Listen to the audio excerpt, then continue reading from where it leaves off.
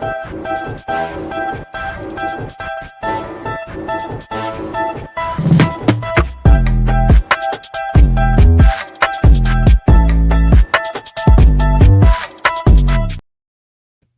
everybody. Welcome. I'm Candid Frank Stanisci. He's Gary Groob, and we have a very, very special guest in Nathan Woods, an NLL star, Whitby, Brooklin Lacrosse Club, and a lot of other places in between and before that. Nathan, welcome to the program. Thank you for taking the time to join us. Awesome. Thank you for having me. I really appreciate it. I'm glad you appreciate it. I'm telling you, it's great to talk to all the players, coaches, even we talk to owners, and we talk also to the commissioners of the National Lacrosse League. So we've had a chance to talk to everybody. I'm looking forward to what you have to tell us and what we can learn about your history.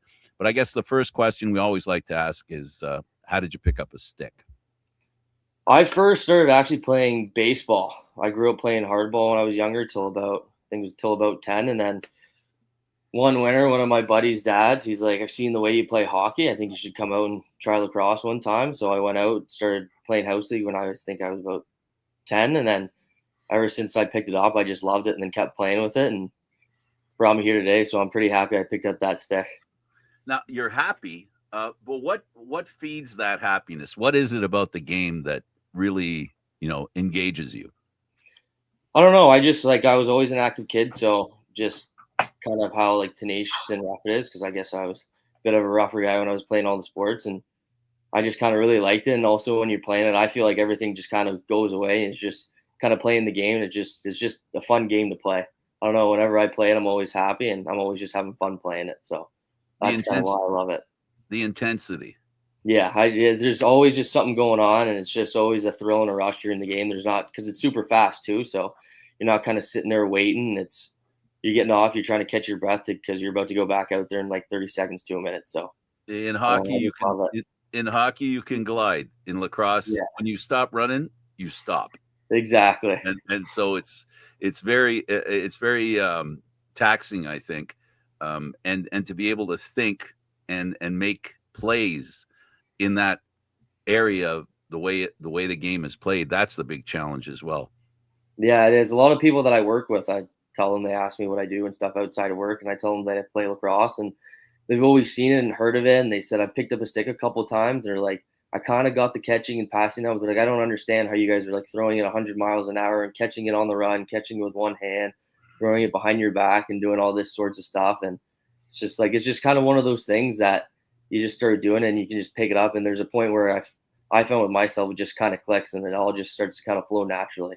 But obviously, the more wall ball you do, obviously, the better it gets. But that's part of the reason why I think that, because the game is the way it is, I think that's why players respect each other so much in lacrosse, because it really is a game that you really have to work hard. Because if you're not working hard, it shows right away. A hockey player can spin in the corner, right, or spin out of the corner, not move a leg, not use any effort. But for you to do that, the biggest, I think, the play I like the most from lacrosse players, and I think where they work really hard, is when they spin in either the defensive or offensive zone. That spinning motion, that stop and start, is really hard. You use a lot of energy to stop, and then you got to get going again. It's really proud of the way you guys can handle that and the way you do it.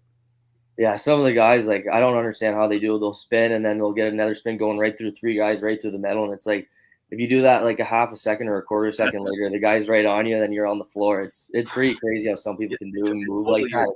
It totally is. Well, again, thanks for it. I'll hand you over to Gary. I hope he doesn't fry you too crisp. I don't know.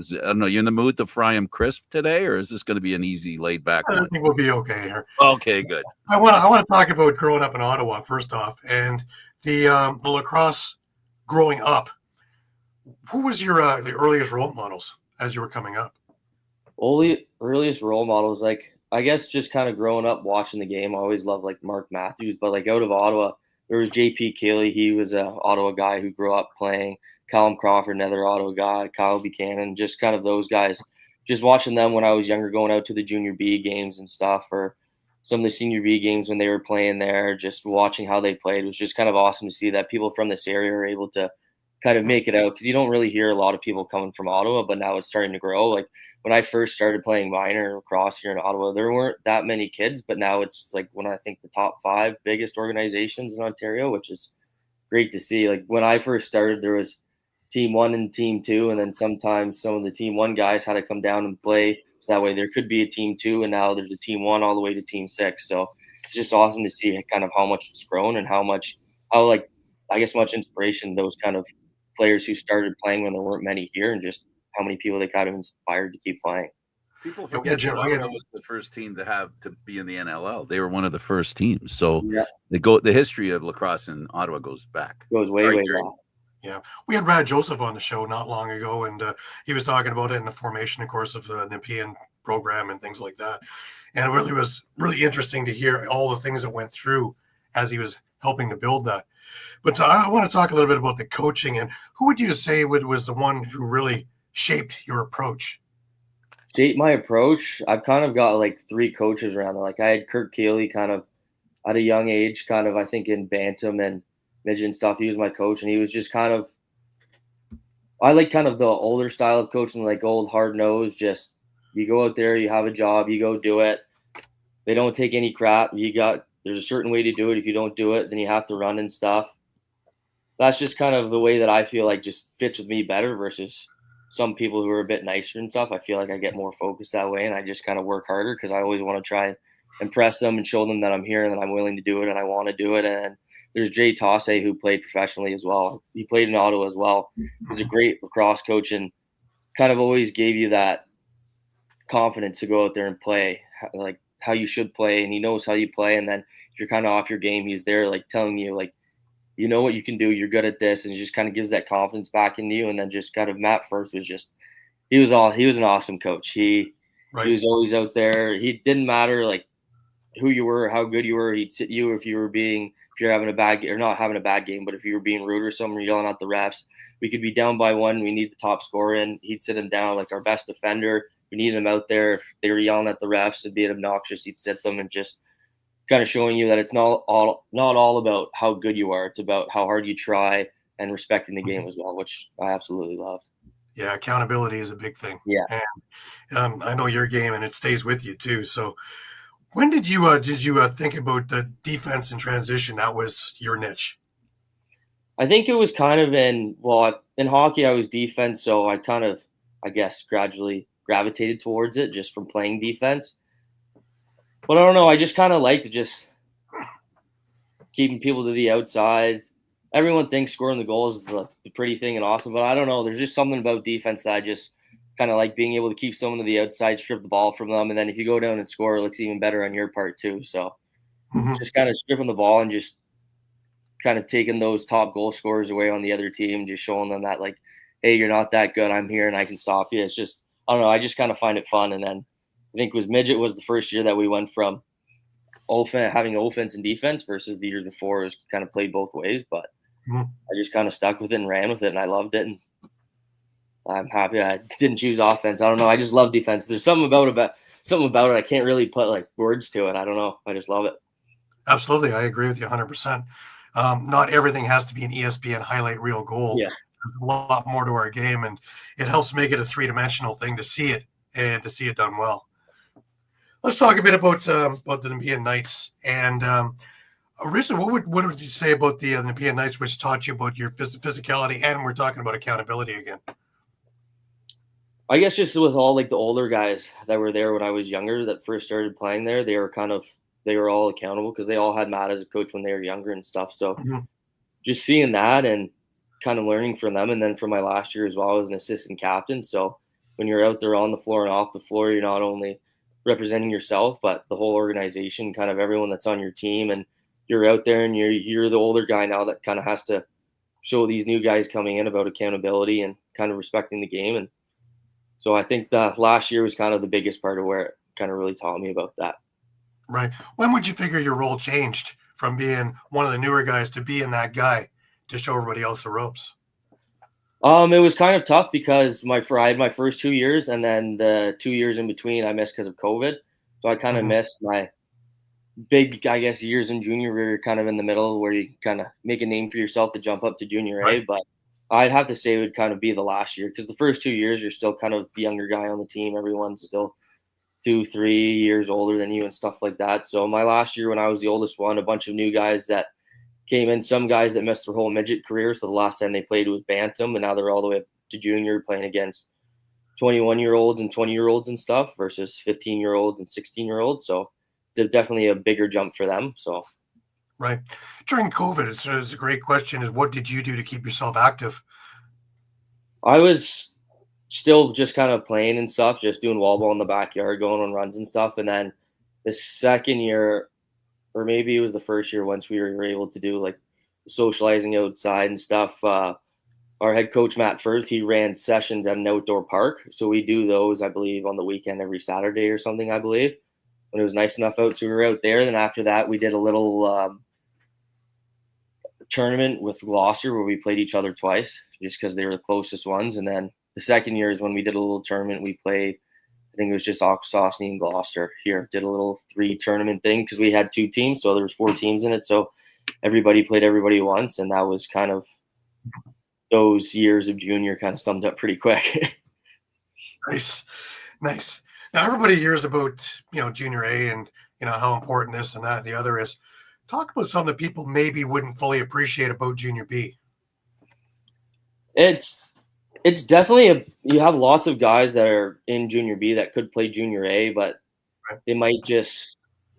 I find the biggest thing between junior A and junior B is that on junior B you definitely have some guys that are there just because they still like playing it, but everyone in junior A is there because they want to try and make a name for themselves. But those guys in junior B, they go out and work hard, and it's not an easy game, as easy as you think going from B to A. Like my last year, I definitely think we could have went up and competed with some A teams, and there's lots of, well, as you saw, like the Lower Mohawks, they're up there and they have a junior A team now, and they were junior B for a while. But there's lots of teams each year that have great players on it that can definitely compete with junior A teams. But I just think not a lot of people give it a lot of respect just because you hear junior A, so you assume that junior A is better because it's one above. But like, there's a lot of talent in junior B that people are kind of looking over that they're not really taking a deep dive into just because it's junior B. I agree. You just like senior A and senior B. Honestly, there's enough guys in senior B that could easily step into a senior A lineup as well. And I think the same goes for junior B. And some of the guys that I've watched over the years have just been spectacular and could easily have made a junior A lineup. Sometimes location and other things take precedence. Yeah. Let's go into NCAA. You went over to St. Michael's College in Vermont. And me being a skier, man, I like that idea too. But let's talk about that and what drew you to St. Mike's first, and then let's talk about the program itself. I went there. I did a couple overnights because I went to Kenton, Connecticut for a year. I did a year at boarding school there. So I went down there. They got me down there. I took a train, then flew there, and was kind of there for a weekend. I liked the campus. So I was always like a jittery kid in class and stuff. So I wasn't a big fan of the big classrooms, and that's kind of one of the things that they had there. It was a school of like, I think 13 to 1,400 students, and 90 to like 85% of them were student athletes. So kind of everyone was there for an athletic reason. Everyone knew everyone. It was a small school. Like some of my classes, I only had like 6 people in it. So it was really nice. Like the teachers cared about you, and like, if you were gone for a weekend for a game or something, you're going to miss a class, you'd have plenty of time to go see them, or they'd give you stuff to make sure that you're all sorted out versus just you being a face and 100 students, just kind of teacher won't know if you're there or not day to day. But, and then the coaches, I don't know. I just kind of really like the coaches and stuff. And I knew I kind of wanted to go to a spot where kind of be able to step in, play right away. And they were able to provide that. And I was happy that I was able to step in right away as a first year and start as one of the starting D-middies there. And it was just great. I like the campus too. Right. So D-midi is a grind. What do you say that separates a great short stick guy from just an average guy? I'd probably say kind of like being tenacious. A lot of guys, if you just kind of sit back and let them run at you, they have a full head of steam coming at you. It's not like box where you're in tight. They can set up like 5-10 yards away and come at you. I feel like you kind of got to be out there and you got to approach them and meet them first, and you have to kind of make them where you want them to go. Don't let them choose where they want to go. Just force them to a spot where you want them to go. And that's kind of the biggest thing that I found that helped. My first couple games, I was a little complacent on my heels and stuff. And after that, I figured out you just got to be up right on your toes, right on them right away, and just kind of don't give them a second another second to think where they want to go. Right. Now, you had a great career there. You had, 39 goals, 25 assists, 77 ground balls, 39 caused turnovers in 50 games. When would you say that it clicked? That this is, you get this. This is the right idea, especially being I a think, box.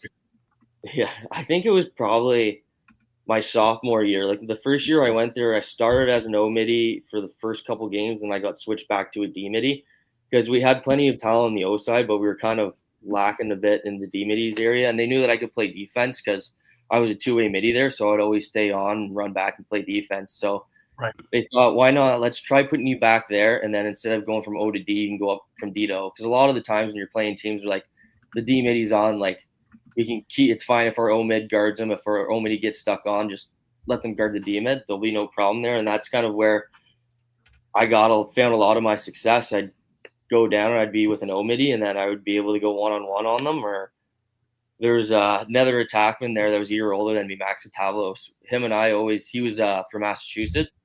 Him and he figured out because I talking about box all the time, and he really took a deep dive into learning about it and learning the game. And him and I figured out the pick and roll game just kind of to a T. It was kind of unstoppable at points, which is really what led to my success there. Just kind of coming down the side, beating guys one-on-one, or just going back to the roots and playing box on a big field with a guy. So, See, that's the other point I want to get to. As a Canadian playing field, it's usually Canadians play box on a field as opposed to playing field across. And was it easy to adjust to getting blueprints as opposed to playing by field, which is what box is all about? I think so. Just like being at school, just also from the amount of film that you watch all the time, and it's pretty much like a second job when you're down there. It's just kind of gets instilled into your brain. It's just kind of, it gets like fried in there, just a picture in there, and it becomes pretty easy. And you figure out, like, especially on the home field too, you figure out the field so you kind of know where you are and everything. But the biggest thing that I guess, well, the talking as well in defense, because we're talking all the time on defense, and it's the same thing you do out there. Like, obviously, it's a little bit different because you have to go a bit further when you're sliding in box to come across and help and everything like that. But I felt like I was lucky because of box. It definitely helped me adjust quick. But I'd say probably your hands also. Being able to do all the other things because you're already used to doing most of the stuff that these guys are still trying to learn as you're getting in there. Yeah, that was the one thing I had going for me too. Is all of them, they always switch hands, and majority of the time I just go behind the back or throw a twister or something, and they were always kind of jealous, I guess, a little bit of it just because it came so naturally. Because we've been doing it since such a young age, and every single time we go play, and all the young kids see someone do it, so they're always out there practicing. And it's like sometimes my last year I also got put on the man up too, just because that was one thing that I was really good at, that I could just catch it. And if they come, I could either shoot it if they weren't coming, or if they did come, I could go behind the back right away and just kind of place it right there, which not a lot of teams could really, I guess, had an answer for. Yeah, it'd be foreign to most of them. And I guess you take full advantage of being able to do that. You had quite a bit of success because you were in your senior year, USILA All-American Honorable Mention, USA Lacrosse All-America Honorable Mention, USILA All-North Region, UEILA All New England, and NE10 All-Conference accolades. So you had quite a bit of success while you're there as well. Yeah, I did. I guess just figuring it out, just each year I try to find little things that I could improve on going through, and that, I guess, that kind of helped me shape to what I was in my senior year, and then also coming back and playing box each year, because those last 2 years, that's when I came back and switched to playing senior B. So I guess at that point I wasn't really playing against college kids anymore. I was playing against men, like dads and stuff, people who have kids and everything, versus guys that are only a couple years older than me. So that was a big difference. Then also when I came back home, I was playing against Joey Rez, Sean Evans, and a whole bunch of guys like that, and Dawson Theed. So just kind of getting used to that, it just felt like a little bit easier going out there and having guys. But I will say, like, my last year did get a little bit boring some games because they'd only dodge on me like maybe 2 or 5 times a game. When you're out there for that long, it gets kind of a little boring a bit because I want to see the action. I want someone to come dodge on me so I can play defense, but I'm always just kind of there helping. But it was, and then just pushing the ball up in transition too. Yeah, it was another thing that kind of helped me in a big way, because everyone from that point on kind of knew, like, this guy's a threat. We can't leave him out there with an O midi, and then they try and shift guys quick, but we have people coming on right away. So it just gave us lots of time in transition to be able to make decisions. And yeah, I don't know. It was just a great year. I ended up pulling my PCL though, so I was out for a couple of weeks with that, which kind of sucked because I feel like if I had those couple extra games under my belt, maybe I could have been a third-team All-American. But I'm still really happy that I was not honorable mention. It was still a great thing to get to receive. Absolutely. Absolutely. Now the NLL comes knocking, and the hometown team, the Ottawa Black Bears, draft you 64th overall. First of all, what was it like? The hometown team drafts you. That was a pretty surreal experience because I think I was, I guess, the first person from Ottawa drafted from Ottawa since they moved there. So it was just kind of a great thing. I was happy because it's close to home as well. So my family can always come watch whenever they want. I live 12 minutes from the arena. Everything's super close. But just kind of getting that, it also just kind of shows other kids from this area that if you stick to the game and work hard and come through, that you'll be able to get drafted by your hometown team or another team, maybe one of your favorite teams that you grew up watching. So it was definitely a surreal experience. I was sitting there kind of waiting all day, just waiting for the phone to ring. So once I got it, when I first got it, it said it was from New Jersey. I wasn't really sure who it was, but I was like, well, the draft's going on, so I'm going to pick it up and see how it goes. And there they were, and they said they like to draft me, and it was awesome. Right. My favorite question, your first training camp, was it what you envisioned it was going to be? I think yes and no. It was a little different because we did it out of the Bell Sensplex, so it wasn't like a big arena. We were in a field house with plastic boards and stuff, so it's like playing on a field that I'm super familiar with, and I already knew some of the guys like Mags I played with over the winter and stuff. Like Larson Sundown, I knew him as well. So there's a few guys there that I played with, and it was definitely different though because there's a bunch of people there. You're all kind of fighting there for a spot, and then obviously you're going up playing against Jeff Teat and training camp and stuff, doing one-on-ones on him against one of the best players in the world. So that was a bit of an experience for a first training camp as well too. But I think it was what I expected, but just not because I didn't know what to expect. So I kind of had all these things envisioned in the back of my mind. And some were true and some weren't because you don't really know what to expect. So you can kind of have these fantasies that might not be true when you're at training camp because you don't really know what's going on. But it was definitely a great experience. Right. One of the things guys seem to bring up a lot when I ask the question is the difference of speed from junior to NLL. And again, you're going at full bore, especially in training camps. Yeah, it's definitely a lot faster, especially the offensive players, just the skill that they have with their sticks. It's next level difference from like junior B or junior A. They're just able to zip the passes around. And in junior B, you might be a full step behind a guy and the guy's not open. You're pretty much right on the guy and he's still open. So it's a big difference for what contested is considered. Like there's pretty much anytime you're on the floor as an offensive player, they're always open. So as a D guy, you can't really get caught slacking there. And these guys are a lot smarter. They have a way higher IQ. Some of them have been doing it for a long time, and that's some guys are out there. They should just succeed because of their IQ. So they're out there setting picks, getting the guys open for the shot. And those guys, I found those guys were kind of the more tougher ones to guard just because they knew exactly where to be and when to be. They knew how to set their picks, and it was definitely a great experience though, and helped me kind of grasp things and see how much quicker the game is here coming from what I was playing. But it was definitely way quicker. That is very true. Right. What part of the game did the coaches immediately challenge you to try and improve on?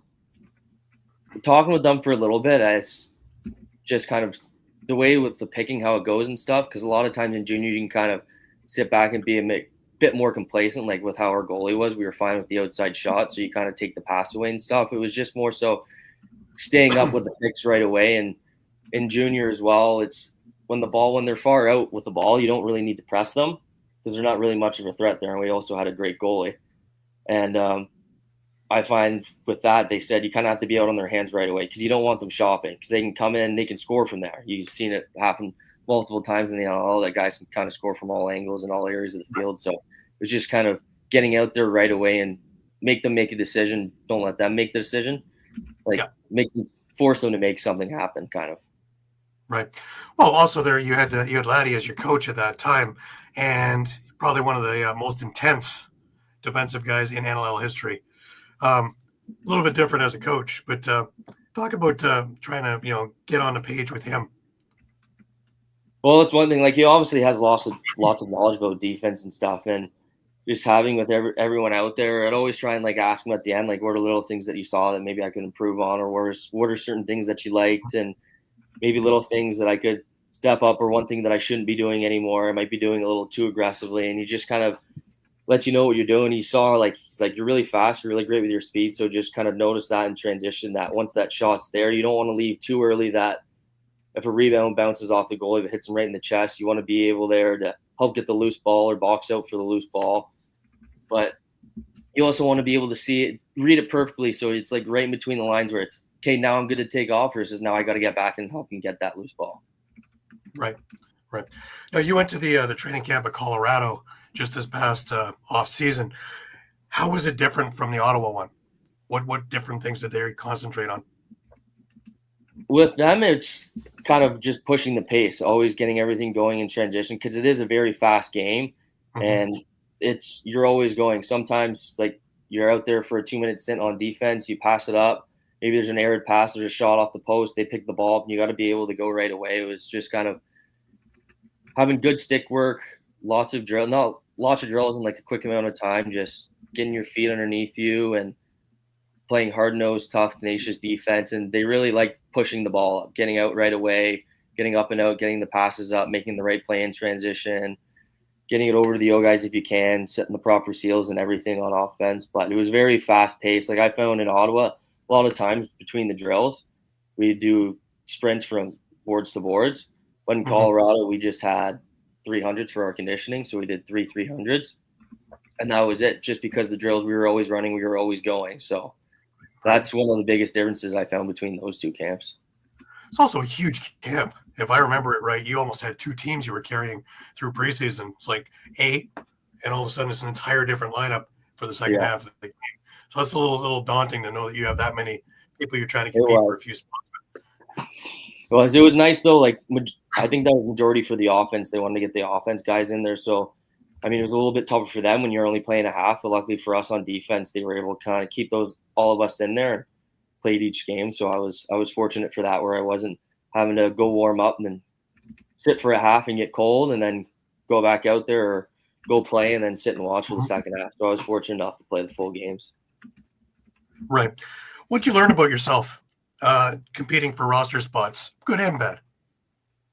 Just kind of that, like, no matter what happens, you just kind of always got to go hard and give it your all. Like, if you have a bad game, you can't get mad at yourself with that. Like, I had a bit of a rough game against the Rock, but those kind of things happen. You kind of have to look past that. It's one of those that if you're on the team in the season, you might get chewed out a little bit, but in training camp, you're kind of fighting for a spot. So if you have a bad game and someone else has a good game, it doesn't look the best on you, but you can't look back at it and say, like, that's how I play all the time. Everyone has a bad game every now and then. You just kind of have to look at it, reflect on it, see what you weren't doing well, pick at it, work on it, and then just keep moving forward. Yeah, you almost have to be a goldfish and start over again. Just forget about it. Absolutely. Let's move internationally. Let's talk about the Rubeski tournament.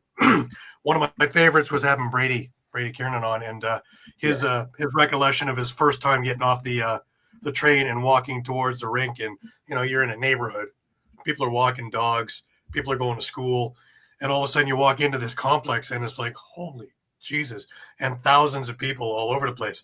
What was your first aha moment when you got off and were walking up towards where the rink was?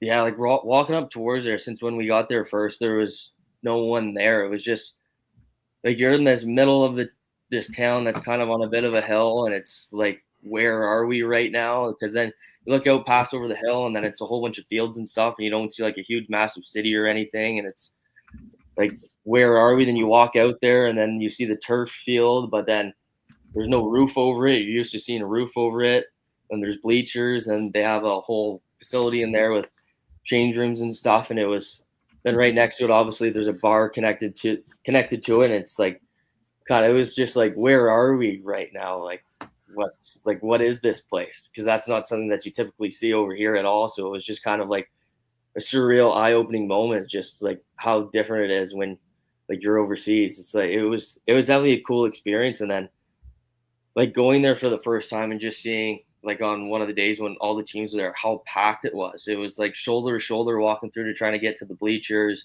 walking around to get food. And then I remember there was one day I was sitting there and a couple of kids came up to me and they were asking me they were doing homework. They were doing schoolwork and they were saying, where's your favorite spot to shoot?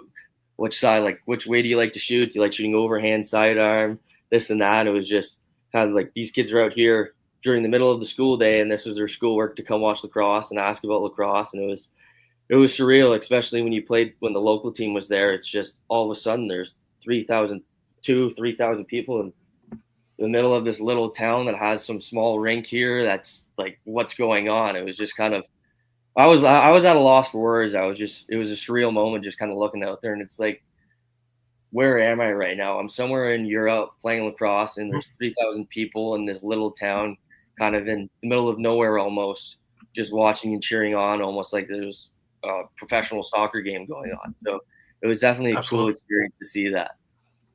Right. How about your take on European lacrosse? Because something I've noticed over the years is it's getting better and better and better.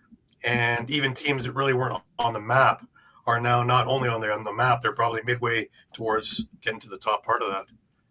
Yeah, it was cool to see. Like you could definitely see on some teams, it's like this guy knows how to play lacrosse. Like he knows exactly what he's doing. It's like he's making all the right plays, making the nice toe drags, the swims, the pickups and everything, and good shots, like the bouncers and everything, shooting around screens. And it's like they're picking up pretty quick over here. So it's nice to see that kind of how lacrosse isn't just in North America, how it's all over the world. And it's awesome to see that so many places are picking it up. So that way in the future, it'd kind of be like hockey where you can get all these different countries to come in and play. And it's every single game is like a hard fought battle because everyone knows exactly how to play it to the highest level and everyone has the same amount of years experience. And it was cool to see. It's also pretty cool because, you got a who's who of lacrosse out there and playing for quote unquote for fun. But there are so many different minds just to pick, as you're having a beer off to the side watching the game and just kind of pick their ideas and, just listen to this, that, and the other, and some of the war stories and the other things that go on along that. I always thought that was one of the more magical things is it's just there and it just happens.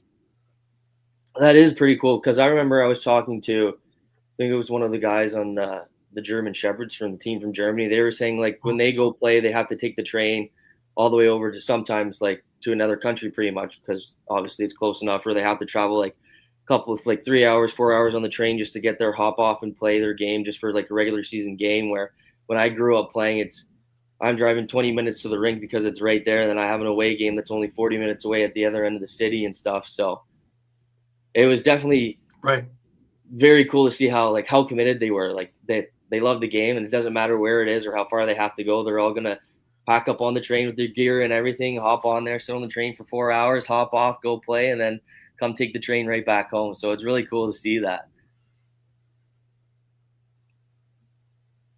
You there, Gary? Right. Oh, okay. We had Adam Sherpas, who's the commissioner for NLL. I'm here. Yeah. Me and internet, they don't seem to go hand in hand here. But I say Adam Sherpas, who was the commissioner of the NBLL, we had him on the show and he was talking about the league there, which is an 80-game year, split up, of course, into different sections. And they have an all-star game and all kinds of things. I think Eddie Renault was even asked to go and play for one of the teams for their playoff run. Has that ever interested you to maybe go out there and maybe try a season of playing out there and seeing what that's all about? I think, yeah, if I got asked, depending on how everything's going, because when I got released from the Blackbirds the first year, they said just because I hadn't played Senior A or Junior A, so that's why my main goal was to play Senior A last year, and that's why I played with Brooklin Lacrosse Club and had an amazing, great, fun year with them there. But things look good in the future and I get asked, I'd absolutely kind of love to go out there and do it. Just see how the lacrosse is out there and see how they play it over there, because everyone plays it differently, as you were saying before. Everyone kind of has their own style, has their own little tune to the game that they do to it. So it would definitely be cool to see and pick their brains out there, because maybe they play a different style that I don't know about, that I might pick one or two things up that they do that might help my game or that I like. So it'd definitely be a cool experience to go out there and play that, especially in a different area. Right. Like the OLA is kind of one of the main spots for lacrosse in Canada, and going to a different spot where it's not the OLA, just seeing what it's like out there would be really cool. Right. Yeah, the Brian Whitmer story actually comes to mind more than anything. He was playing for USA and went out there and basically uplifted his life. And now he's got the good stick company and saves him fortunes. Instead Yeah. of having to get a stick that's made in China to bring it back to North America to send it back out there, he's actually doing it all there and 3 blocks away from the Raditon place. Yeah. That The is other cool to see that and everything. Right. The other thing that's interesting was just the history of that spot.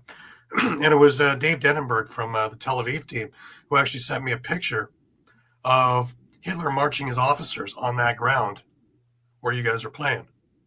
And that was just kind of surreal when I started looking, at the barracks or your change rooms and then looking at the field and as it's evolved into what it is now.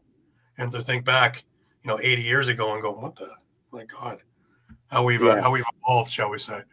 It definitely was crazy hearing about that, just saying like you're running out there and playing where some of the troops marched and where they were like a part of the world wars and stuff. And it was really kind of crazy to see. And when I was in there walking around, just kind of taking the tour on the building on my own, like you can see all the old war pictures that were in there and everything. And I found that really cool because I like history a little bit. And I always took like World War history classes and stuff in school. So it was kind of cool to see that because you always hear about and stuff and learn about where they were and everything. So kind of being able to be in a spot where they were was definitely, it was a weird experience. Like I never thought I'd be in a spot where they actually were marching around. Like they used this area, they sat here, they ate here, they slept here. It was definitely, it was a cool experience to be able to kind of be in a place like that. One of the other things also is that Hitler loved Prague and he never bombed it.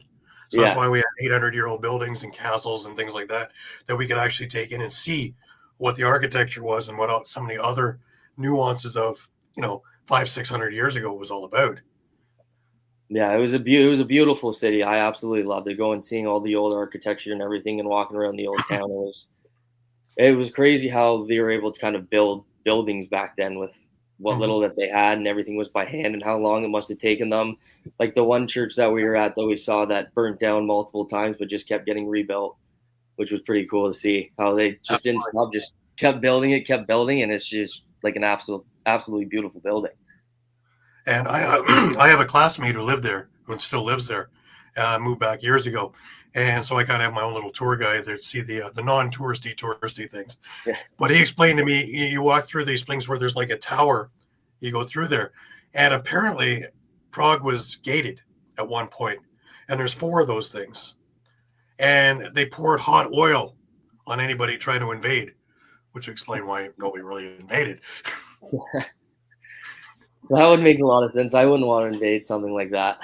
No. And you know what the end game is right off the bat. That's I'm staying home. Yeah. You guys have fun. Now, you mentioned about playing for Brooklyn. I brought out one of the old Brooklyn Redmond shirt for you. It's actually Mark Matthews' deal. So let's talk about jumping in with them and your form with Major Series. It was awesome. It was definitely like a little bit quicker than coming up from Senior B, because a lot of those teams, especially like Six Nations, was just pretty much an all-star team. And Peterborough, like all the teams have a bunch of pro lacrosse players that come back down and play in that league. And just playing with all those, like playing with Holden Garland, Ryan Barnable, Zach Young, Liam Byrne, and a whole bunch of guys that I can name on the back end there, just being able to kind of pick their brains every time that we were playing. It was really awesome.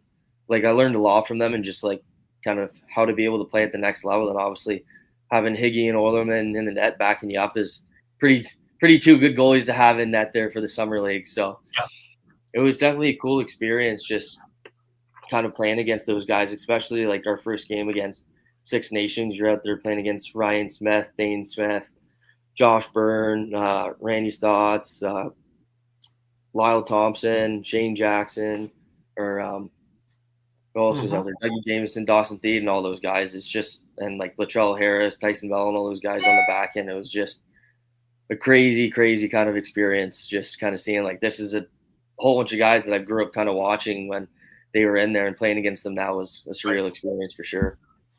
I would also think about going into Peterborough and you're walking into a place that has 4,000 people for a game. And I think about the playoff series, and by an eyelash, you guys really should have been into the finals, because it sure looked like you had their number in most of those games. Yeah, and that was definitely one that all the guys who have been there before, because Peterborough was always knocked them out, so it was definitely one that they were gunning for. And then we came off a little slow, but everyone kind of, I could look around the room and kind of see how important it was for everyone, like how much this game really meant, and how kind of, I guess, pissed off they were at Peterborough for knocking them out the past few years. So everyone played with like a lot of heart and intensity. It was just, and as you're saying, going in there, it's like a Wednesday night. There's 3,000-4,000 people in there. It's absolutely packed. It was a crazy experience. It was really cool to play in there. Right. Well, Peterborough goes one step further. It's almost like watching Friday Night Lights. Is the entire town shuts down Yeah. while it goes on, and leading up to it, pregame at the bars and things like that, and then everybody winds up at the arena together, and everybody winds up after, for a few drinks and things like that. So it's a culture. It's not just a game. Yeah, it's awesome. I always tell about it, talk about it to my buddies at work. It's like the whole community is there on a Wednesday night. Like, it's crazy. It's almost like they're going to watch like a hockey game, Yep. like going to watch an NHL game out on a Wednesday night. It was really cool to see that. Like, there was not, I don't even think there's like a single seat in there that I could see that was empty.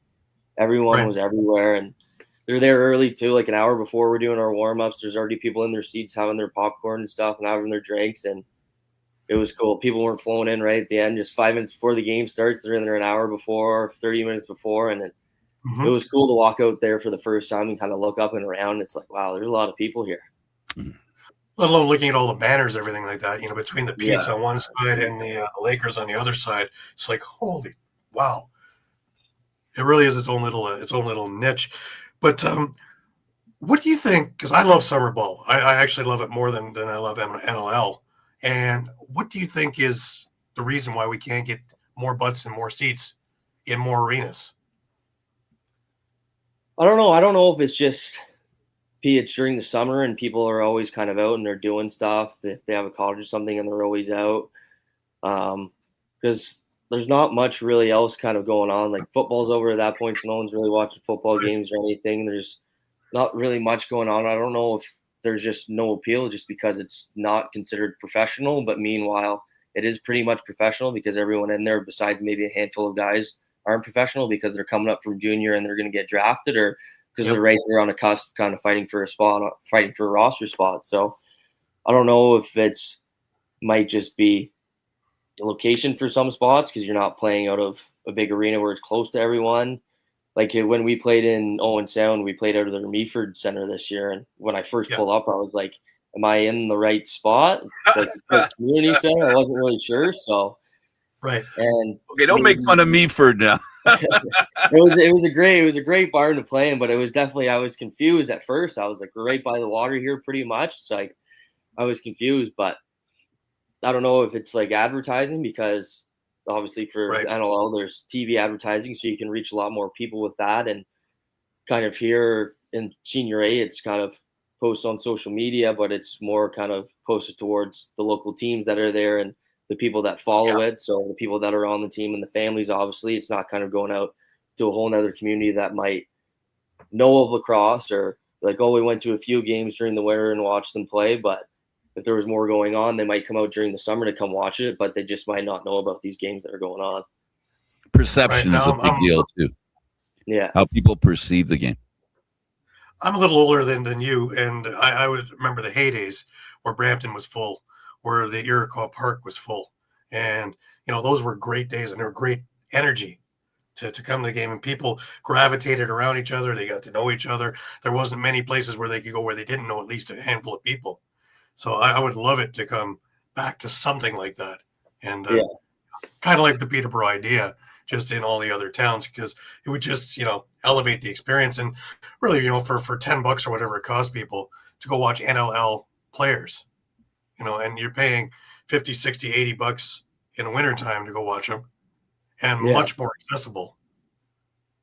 I find it more fun in summer ball too, just because the goalies have the bigger sticks too. So it's a little bit harder to score. So there's kind of more skill and craftiness that has to come into it, and the rules are a little bit different. So I just kind of find it more fun that way. And I feel like some people that they might want to come watch it, they'd find it more fun too. Like for here, us out in the summer, there's really the only lacrosse for us to watch during the summer is our junior B team. So when we did our run and we won the Founders, everyone was kind of out there watching, and now all the kids are out there. When I go back to watch a few games, it's always usually packed with a couple hundred people in there watching. So it's always nice to see that people go out there and watch it. Like if there was a senior A team here in Ottawa, I bet there'd be hundreds of people that would go out and watch it and probably be just like Peterborough games. But That would be amazing.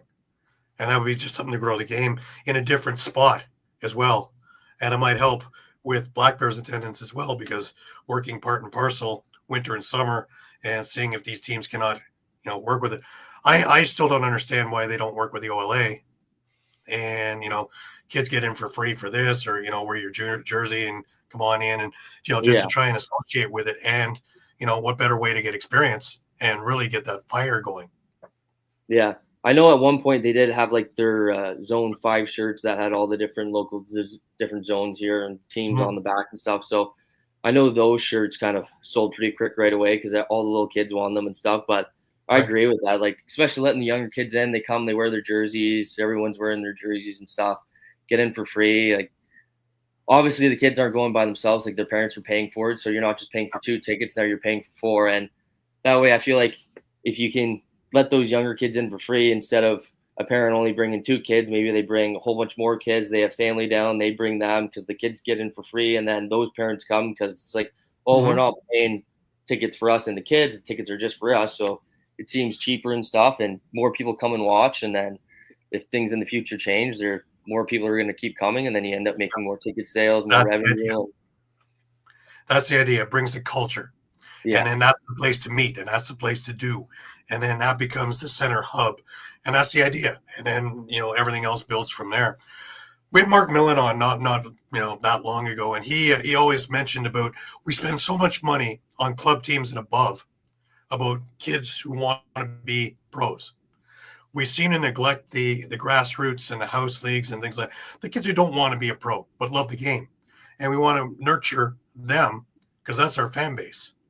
And as they grow up, they're going to go to the games. They're going to bring their families to the games. Eventually, they're going to have families and bring them to the games and things like that. Did we miss the boat? Or are we, or are we starting to get the idea that we need to spend more time on the grassroots idea? I feel like it's kind of mixed a little bit. Like, we are getting a bit of a grasp, and we are, because I remember when I was younger, the jerseys that we had all the different NLL teams. So I picture myself, like, I played the 1 year I was the Nighthawks, the 1 year I was the Mammoths, so I was pretending like when I was younger I was playing for them and stuff. And now it's just different colored Nepean Knights jerseys. There's a blue one, there's a black one, there's a yellow one and stuff like that. So kind of getting that jersey too, and I could wear it like when I was watching games when I was younger. I could put the jersey on when I'm watching the game and wear it around and stuff. But I feel like it also kind of has to deal with how many kids are in the community, because I feel like the places that are doing well, lots of kids playing and coming in, they've obviously got a handle on it and going back to the roots and getting people involved and wanting to come play. But the other areas where the culture is not that big there, those might be the areas where they don't really have a grasp on it yet. Maybe it's an area where lacrosse just kind of got brought into and not a lot of people know about it, haven't really seen and haven't been taught about it. So you need kind of more people to go in there and just, I guess, spread the game, spread the culture a little bit more.